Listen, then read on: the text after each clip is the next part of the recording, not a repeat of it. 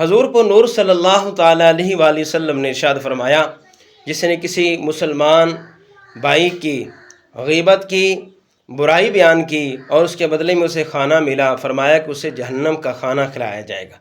जिसने किसी की गीबत की और उसके बदले में उसे कपड़े मिले और उसने वो कपड़े पहन ले, फरमाया कि उसे उतने ही जहन्नम के लिबास पहनाया जाएगा। मेरे करीम आका सल्लल्लाहु अलैहि वसल्लम मेराज की रात ऐसे लोगों के पास से गुजरे जिनके जो नाखने तांबे के थे, वो अपने चेहरों को और सीनों को नोच रहे थे। मेरे करीम आका ने फरमाया, जिब्रील ये कौन लोग हैं? जिब्रील अमीन हजूर अलैहिस्सलाम की बारगाह में अर्ज़ की, या रसूल अल्लाह, ये वो लोग हैं जो अपने भाइयों का गोश्त खाते थे, गीबत करते थे।